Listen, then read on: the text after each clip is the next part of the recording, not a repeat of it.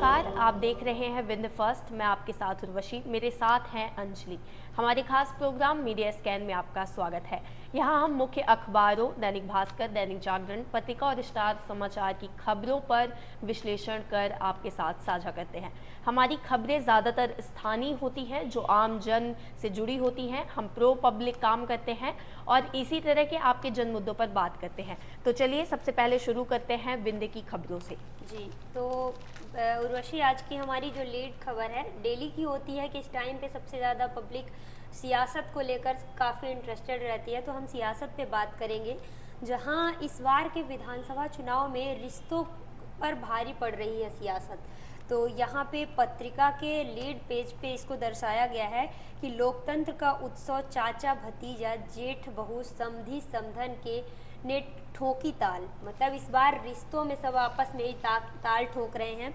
इसमें हमारे विंध्य क्षेत्र का भी दो नाम आ रहा है। रीवा जिले की देवतालाब विधानसभा सीट, जहां से चाचा विधानसभा अध्यक्ष गिरीश गौतम और भतीजे पद्मेश गौतम इस बार आमने सामने आ गए हैं। तो एक मतलब बड़ी चुनौती हो रही है भाजपा के लिए कि जहां एक विधानसभा अध्यक्ष, वहीं दूसरी ओर एक आम इंसान, जिला पंचायत सदस्य मैदान पे उतरा है। और सबसे बड़ी बात कि पारिवारिक रूप से ये दोनों आमने सामने आ गए हैं। मतलब चुनाव में हम कह सकते हैं कि सियासी डगर में ना तो कोई अपना न पराया, न रिश्तों खून की कोई वैल्यू होती और ना ही दूरियों की। वहीं सीधी के धौहनी विधानसभा सीट से भी फूफा और भतीजी दो आमने सामने आ गए हैं। सीधी जिले के धौहनी पर भी यही सामने है कि भाजपा और कांग्रेस दोनों के बीच आपस में दांव खेली जा रही है। तो और मध्य प्रदेश में भी कई जगह ऐसी 6 सीटें ऐसी हैं जिनमें पारिवारिक जंग है। डबरा है और सागर है, टिमरनी है, इटारसी है। मतलब यहाँ आपसी संबंध में ही चुनाव का वो भी हो रहा है कि जंग में भी भारी पड़ रहे हैं।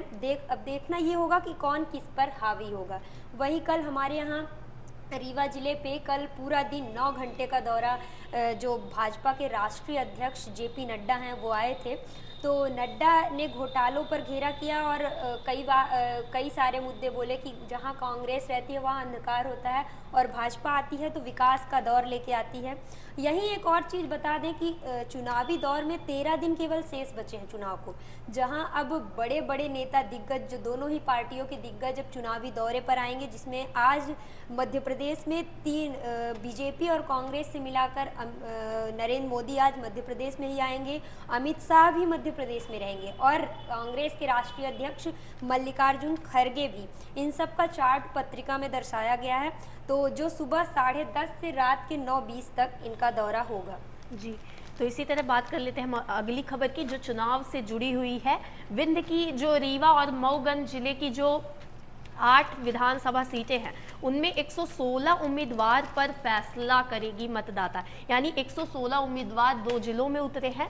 वहीं आपको बता दें कि निर्दलीय चुनाव, 2 जिलों के जो निर्दलीय चुनाव लड़ने वाले मैदान में उतरे हैं वो 43 हो गए हैं। और इसमें सबसे ज़्यादा सिमरिया विधानसभा सीट में निर्दलीय प्रत्याशी उतरे हैं, जिनकी संख्या 10 है। और वहीं सिरमौर विधानसभा क्षेत्र से सबसे कम 2 प्रत्याशी उतरे हैं। आपको बता दें कि उम्मीदवारों की जो संख्या है वो लिखी गई है स्टार सिटी, स्टार आसपास स्टार में है कि 8 रीवा में 15 उम्मीदवारों के बीच संघर्ष होने हैं। सिमरिया में भी 15 उम्मीदवारों के बीच मुकाबला होगा। वहीं तौथर में 13 के बीच मुकाबला होगा। मऊगंज में 12 उम्मीदवार बचे हैं। वहीं सिरमौर में 14 उम्मीदवारों में जंग होगी।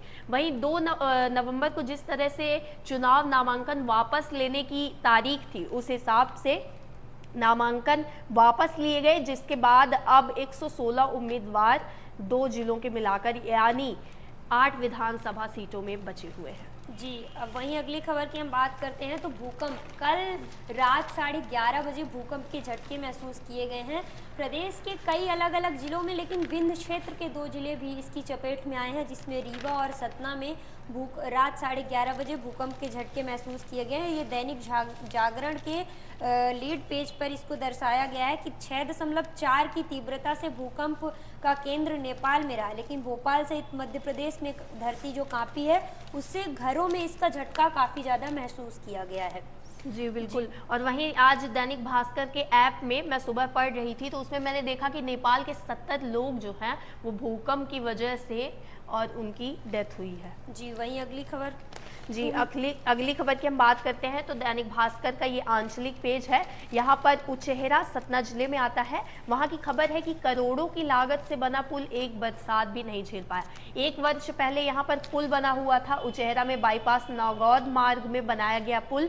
एक बरसात यानी 1 साल पहले ये बना पुल, उसके बाद अभी बारिश 2023 में हुई और इसकी गुणवत्ता इतनी खराब क्वालिटी की थी कि बरसात के बाद ही ये पुल पूरी तरह से नष्ट हो गई है। लिखा गया है कि उचेहरा से नागौद बाईपास मार्ग में पुल का निर्माण कार्य विगत 1 वर्ष पहले करवाया गया था, मगर एक ही बरसात में इस पुल के चारों तरफ नुकीले लोहे के रॉड दिखाई देने लगे हैं, जिसमें अक्सर 2 पहिए वाहन चालक फंसकर गिर रहे हैं। वहीं बताएं कि इसके पहले भी यहाँ पर 2 लोगों की मौत हो चुकी है, लेकिन प्रशासन द्वारा अभी तक कोई कारगर पहल नहीं की गई है। जी वही अगली खबर हमारी स्वास्थ्य को लेकर है कि एक सबसे बड़ा मुद्दा बनता जा रहा है हमारे विंध्य क्षेत्र पे। जो हमारी सबसे बड़ी हॉस्पिटल है SGMH संजय गांधी हॉस्पिटल, वहाँ से डेली कुछ न कुछ कारनामे सामने आते रहते हैं।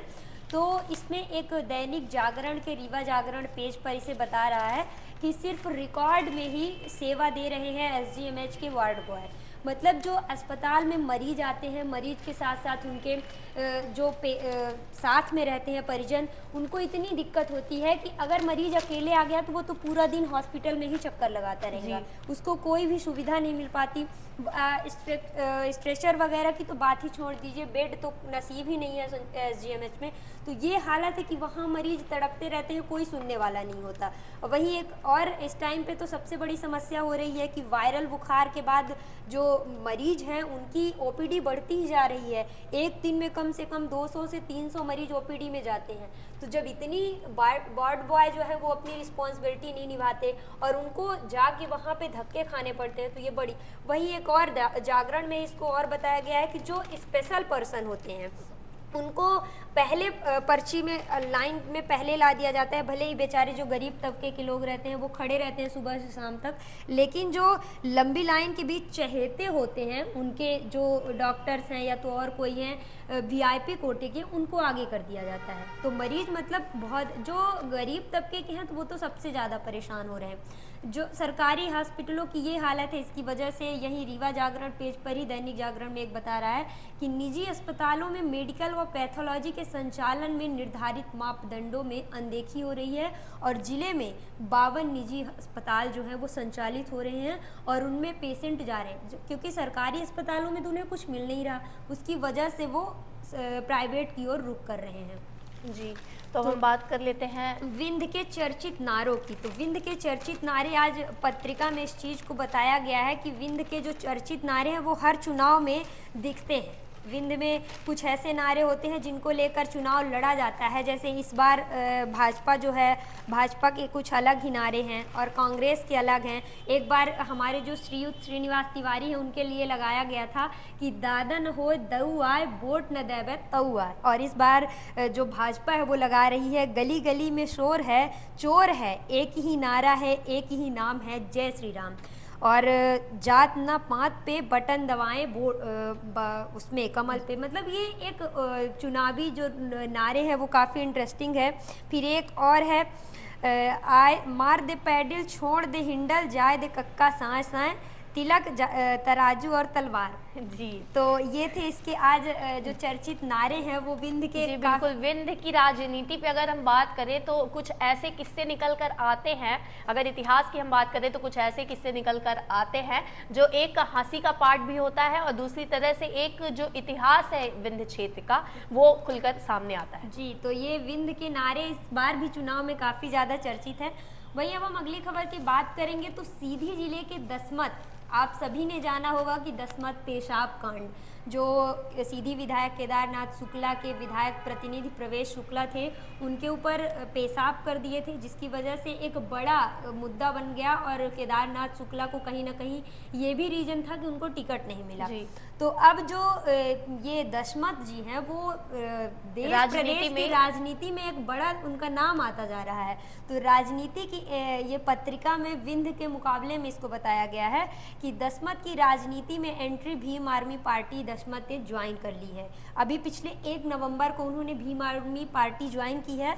कुछ 5 महीने मतलब जुलाई से उनका ये जो सुर्खियां बटोर रहे हैं दशमत, एक वीडियो वायरल हुआ, उसके बाद से दशमत न सिर्फ उस विंध्य में न कि सीधी में बल्कि पूरे देश में फेमस हो गए हैं। बड़े बड़े न्यूज़ चैनल, नेशनल न्यूज़ वाले इनको आके कवर किए। तो दशमत का जो अब रुख है, उन्होंने कहा कि मैं भीम आर्मी पार्टी ज्वाइन कर लिया हूँ और उनको पुलिस कस्टडी वो सिक्योरिटी में भी अभी भी रखा गया है। पुलिस बाकायदा उनके साथ रह रही है। तो ये थी हमारी विंध्य की खबरें। अब हम बढ़ते हैं अपनी प्रादेशिक खबरों की जी। तो प्रादेशिक खबरों में जिस तरह से बयानों का दौर जारी है मध्य प्रदेश में, तो उसी तरह से स्टेट स्टार में एक हेडलाइन दी गई है कि यहाँ पर सिंधिया का दौरा था और सिंधिया ने कहा है कि कांग्रेस ने 26 लाख फर्जी किसान ऋण माफी प्रमाण पत्र बांटे, कुछ मेरे हाथों भी बंटवा दी है। जिस तरह से 2018 में 15-18 महीनों के बाद सरकार गिरी थी सिंधिया की वजह से, तो इसके बाद कांग्रेस से वो भाजपा में आए और अब ये भाजपा के थ्रू वो बयानों का दौर जारी है। यहाँ पर लिखा है कि मध्य प्रदेश में भाजपा और कांग्रेस ने प्रचार अभियान तेज कर दिया है। दोनों पार्टी के जो स्टार प्रचारक हैं वो प्रदेश में अलग अलग जगह पर अलग अलग विधानसभा क्षेत्रों में जाकर अपनी सभाएं कर रहे हैं। तो इस दौरान जमकर आरोप प्रत्यारोप और जुबानी जंग देखने को भी मिल रही है। केंद्रीय मंत्री ज्योतिरादित्य सिंधिया ने अशोकनगर के बहादुरपुर में मंच से बीजेपी में जाने को लेकर जनता से पूछा कि मैंने सही किया या नहीं। सिंधिया ने आरोप लगाया है कि कांग्रेस ने 26 लाख फर्जी किसान ऋण माफी के प्रमाण पत्र बंटवाए हैं, कुछ उन्होंने बांटे हैं और कुछ उनके हाथों से बंटवाए गए हैं। सिंधिया ने अपने फिल्मी अंदाज में एक और बात कही कि झूठ बोले कौवा काटे, काले कौवे से डरियो, मैं कांग्रेस के लिए काला कौवा ही हूँ। जी, तो ये थी। वहीं पे एक और खबर सामने आ रही है, जो कैलाश विजयवर्गीय हैं वो भोपाल से चुनाव लड़ रहे हैं। तो कल भी हम लोगों ने बताया था कि उनसे जो निर्वाचन अधिकारी है वो उनकी जो जानकारियां हैं उनसे मांग रहे हैं, लेकिन वो दे नहीं रहे हैं। तो कांग्रेस ने इसमें घेराबंदी बढ़ाई है, केंद्रीय चुनाव आयोग पर इसकी शिकायत भी दर्ज की है कि वो अपना ब्यौरा क्यों नहीं दे रहे हैं। साफ जवाब दो कैलाश, कांग्रेस वाले बोल रहे हैं कि साफ जवाब दो कैलाश। और इसमें एक और बड़ा कारनामा सामने आ रहा है कि कैलाश के जो छोटा बेटा है वो गरबा पंडाल में गिफ्ट बांट रहे थे और वहीं बड़ा बेटा जो था आकाश संतों के लिफाफे, मतलब जो संत थे उनको लिफाफे सौंप रहे थे। तो क्या ये केंद्रीय मंत्री हैं, तो इनके यहाँ आचार संहिता का इसी तरह उल्लंघन किया जाएगा। तो चुनाव आयोग से जो ये कांग्रेस के कार्यकर्ता हैं वो इसकी डिमांड कर रहे हैं कि इनके ऊपर कार्यवाही की जाए और कैलाश साफ साफ जवाब दे दे, क्योंकि वो अपनी जो रिपोर्ट में जो चीज़ें मेंशन करनी चाहिए वो नहीं किए हैं।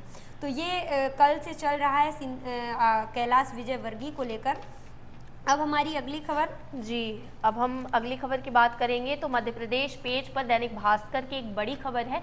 ये बहुत ही पॉजिटिव खबर है। यहाँ पे 6 साल का एक बच्चा है जिसने अपनी 6 साल की उम्र में 2 किताबें लिख दी है। लिखा है कि उम्र इनकी 6 साल है, 2 किताबें लिख डाली है। नाम है नोआ फराज अहमद, रहने वाले हैं भोपाल के। जिस उम्र में बच्चे खेलने कूदने में व्यस्त रहते हैं और आजकल देखा जा रहा है कि जिस तरह से बच्चे जो फ़ोन है उसका उनको एडिक्शन हो रहा है, उसी तरह से लिखा है इसमें कि इनकी किताबें अमेज़ॉन, फ्लिपकार्ट जैसे कॉमर्स प्लेटफॉर्म पर उपलब्ध है। फराज की मां जैब बताती है कि जब कोरोना का वक्त था तो उस वक्त ये ज़रूरी था कि हम बच्चों को घर पर ही रखें, तो उस वक्त इन्होंने अल्फ़ाबेटिक नॉलेज पर लिखना शुरू किया। सबसे पहली बार अल्फ़ाबेट का प्रयोग किया। इनकी पहली किताब जो है वो अल्फ़ा डायनोस नवंबर 2022 में प्रकाशित हुई है। वहीं इंडिया बुक ऑफ रिकॉर्ड्स में यंगेस्ट ऑथर ऑन डायनासोर के तौर पर उसका नाम दर्ज हुआ है। वहीं फराज की दूसरी किताब जो है वो बच्चों की first read story picture book है। यह दुखी अंतरिक्ष यात्रियों की कहानी है। तो एक तरह से देखा जाए कि जो 6 साल का बच्चा है नोआ फराज अहमद, तो इनका जो रुझान है उस तरह से देखा जाए कि हम बच्चों को अपने घर वालों की, ये पेरेंट्स की भी जिम्मेदारी होती है कि वो बच्चों को किस ओर उनका रुख करते हैं। तो ये बहुत बड़ी बात है कि एक डायनासोर पे इन्होंने किताब लिखी, उसके बाद दुखी अंतरिक्ष यात्रियों पे इन्होंने किताब लिख डाली। तो ये थी हमारी प्रादेशिक खबरें। अब हम बढ़ते हैं हमारी नेशनल खबरों की ओर। तो ये खबर स्टार समाचार के लीड पेज पर है, लीड खबर कह सकते हैं हम इसको। यहाँ पर लिखा है कि 2500 छात्र छात्राओं का 11 घंटे प्रदर्शन हुआ है, पीएमओ ने मांगी रिपोर्ट।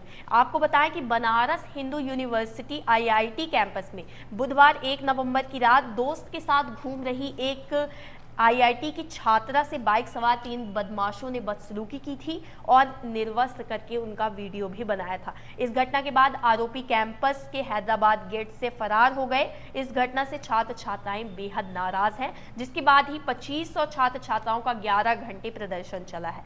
वहीं बाहरी लोगों के प्रवेश पर रोक रहेगी। जो वहां की समिति है, जो वहां के अधिकारी हैं, IIT और BHU के बीच दीवार बनाने, लड़कियों के छात्रावास के बाहर CCTV कैमरे लगाने और परिसर में कैमरों की संख्या बढ़ाने, बाहरी लोगों के प्रवेश पर रोक को, गेट पर पुलिस की तैनाती, ये सारी मांगे जो है ये छात्रों की है। उसके बाद एक समिति का गठन हुआ है। ये कल भी हम लोगों ने इस खबर का रुख किया था। तो ये एक अपने आप में बेहद शर्मनाक खबर है कि शिक्षा जैसे संस्थान में इस तरह की वारदात होती हैं, तो हम अब बाकी जगहों पे कैसे विश्वास करेंगे? कोई लड़की कैसे सुरक्षित रह सकती है? इस तरह की घटना अगर शिक्षण संस्थान में हो रही तो क्या हालत है हमारे देश की।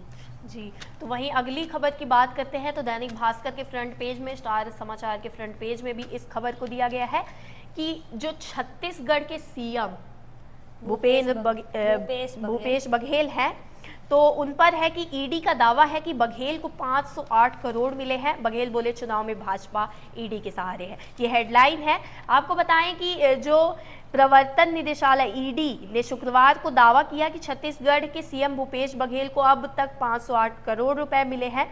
बघेल को यह रकम महादेव बेटिंग ऐप के प्रमोटर्स ने दी है।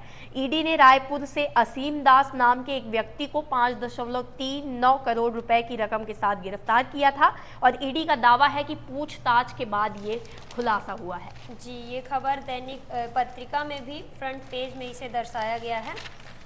जी, तो अब हम अगली खबर की बात करते हैं हमारी नेशनल खबर में। तो दैनिक भास्कर के फ्रंट पेज में, स्टार समाचार के फ्रंट पेज में इस खबर को लिया गया है। सुप्रीम कोर्ट का एक तंज है वकीलों पर। सुप्रीम कोर्ट को तारीख पर तारीख देने वाली कोर्ट ना बनाए, CJI DYD चंद्रचूड़ ने ये कहा है। आपको बताएं कि देश में जो है वो 2.7 करोड़ मामले तो पुलिस और वकील अदालतों ने ही अटका रखे हैं। यहाँ पर कुछ आंकड़े दिए गए हैं जिन पर बात करेंगे कि किस किस कारण से कितने मुकदमे जो है वो लंबित हैं। तो दस्तावेज कोर्ट नहीं पहुंचे हैं वो 14,58,411 है। मौजूदा स्थिति 18,62,162 है। वहीं पुलिस को कारण बताते हुए 30% केसों पर ब्रेक लगा हुआ है। तो DYD चंद्रचूड़ जो है उनका कहना है कि तारीखों पर तारीख देने वाली कोर्ट ना बनाए सुप्रीम कोर्ट को। जितने भी मामले हैं वो जल्द से जल्द निपटाए जाए। वकीलों की क्या होती है कि जब वकील किसी केस को निपटाना नहीं चाहते हैं तो वो तारीख मांगते हैं कि हमें और तारीख चाहिए, हमें और तारीख चाहिए। तो इस पर इन्होंने ये तंज कसा है। इनका ये भी कहना है कि एक दिन में करीबन 59 ऐसे केस होते हैं जिनको टाला जाता है और वो जो गंभीर रूप से होते हैं। बाकी दिन में 150 के करीब जो केस होते हैं उनको टाल दिया जाता है, लेकिन 59 ऐसे केस हैं जो काफ़ी एमर्जेटिक होते हैं। जी, अब हम अगली खबर की बात करेंगे। जी, अगली खबर हमारी बिजनेस को लेकर है। तो दैनिक भास्कर के बिजनेस पेज पर है कि जो कंटेंट क्रिएटर हैं, जैसे कि अब social media, new media, digital media का ज़माना आ गया है, तो उसी तरह से जो कंटेंट क्रिएटर है वो अब एंटरप्रेन्योर बन रहे हैं। देश में इंटरनेट और सोशल मीडिया के विस्तार के साथ एंटरप्रेन्योर यानी क्रिएटर फाउंडर्स की एक नई पीढ़ी उभर रही है। इन्फ्लुएंसर के तौर पर मशहूर ये पीढ़ी खुद के डायरेक्ट, मतलब कि देखा जाए तो ये खुद को खुद डायरेक्ट करते हैं, ना तो इनके पीछे इन्हें कोई डायरेक्ट करने वाला होता है कुछ भी। छोटे तबके से ये शुरू होते हैं, छोटी चीज़ों से शुरुआत करते हैं और सीखते सीखते ये आगे बढ़ते हैं। जी, वहीं इसी से बिजनेस से ही संबंधित एक खबर आ रही है कि हमारी जो रसोई है वो सबसे ज़्यादा बिगड़ रही। रसोई की हालत काफ़ी नाजुक होती जा रही है, क्योंकि एक बजट आया है जिसमें बताया जा रहा कि 4,000 रुपये प्रति महीने किचन का जो भाव है वो बढ़ गया है। यहीं पे एक बड़ी सबसे चीज़ें आज के समय में तो प्याज रेगुलर बेस पे सबसे ज़्यादा यूज किया जाता है, तो प्याज का रेट इतना बढ़ रहा है कि प्याज की मार बढ़ती कीमत से बिगड़ रहा रसोई का बजट। प्याज की कीमत अभी कुछ दिनों पहले 20 से 25 रुपए किलो थी, लेकिन अब क्या हो गई है कि 80 से 90 रुपए प्रति किलो के हिसाब से प्याज बिक रही है। तो कोई आम आदमी कैसे अपनी रसोई चला पाएगा। वहीं अंजलि, अगर आप देखेंगे कि जैसे ही प्याज की नई खेती आएगी तो इसकी कीमत 2 से 3 रुपए, 4 से 5 रुपए। किसान को सबसे बड़ी मात होती है जब गर्मियों में इनके भाव बढ़ने चाहिए तब तो 2 से 3 रुपए होता है, लेकिन जब उनकी प्याज खत्म हो जाती है, सरकार इसे स्टोर कर लेती है, फिर उसके बाद इसका भाव चढ़ जाता है 80 से 100 रुपए। तो इसमें सबसे ज़्यादा तो मात खा रहे हैं किसान, क्योंकि उनका जो रोजगार का साधन होता है वो किसानी से ही आता है। तो ये थी हमारी बिजनेस की खबरें। जी, अब हम बढ़ते हैं हमारी स्पोर्ट्स की खबरों की ओर। तो वनडे वर्ल्ड कप 2023 चल रहा है।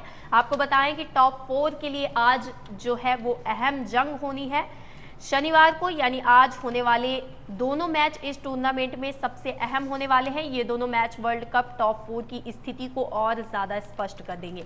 शनिवार को इन मैच में हिस्सा लेने वाली 4 टीमों में से 3 सेमीफाइनल की दौड़ में 2 स्पॉट के लिए एक दूसरे का आमना सामना कर रही है। वहीं आपको बताएं कि पाकिस्तान और न्यूजीलैंड जो है उन्हें जीत की सख्त से सख्त ज़्यादा ज़रूरत है। जीत के लिए अच्छी शुरुआत उन्होंने की थी, लेकिन उसके बाद जो हार का सिलसिला था वो जारी है। वहीं आपको बताएं कि वर्ल्ड कप की जो लीडर बोर्ड है वहां पर भारत जो है वो अजेय है। 7 मैच खेले हैं, 7 जीते हैं, हारे एक भी नहीं है। यहाँ पे जितनी टीमें हैं उनमें से भारत ही एक ऐसा है जिसने एक भी मैच नहीं हारा है, और सेकेंड नंबर पर है द अफ्रीका।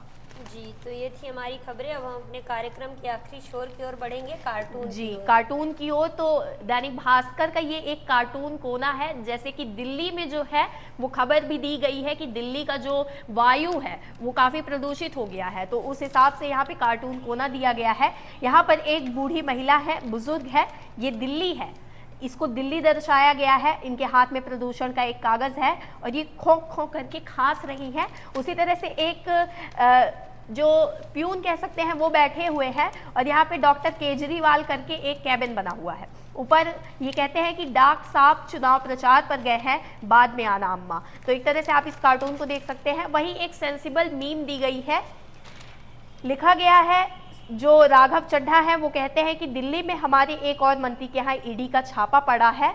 वहीं केजरीवाल कहते हैं कि ऐसे तो एक दिन जेल में ही कैबिनेट की मीटिंग करनी पड़ जाएगी। जी, तो ये थे हमारे समाचार की मुख्य कड़ियाँ जिन पे हम बात किए। ऐसी तमाम खबरों को देखने के लिए और विंध्य के खास मुद्दों को जानने के लिए विंध्य फर्स्ट के खास प्रोग्राम मीडिया स्कैन को देखिए। ज़्यादा से ज़्यादा हमारे चैनल को लाइक करिए, शेयर करिए, सब्सक्राइब करिए, और आपके क्षेत्र में जो भी समस्याएं हैं वो हमारे कमेंट बॉक्स और हमारे जीमेल पे ज़रूर मैसेज करिए।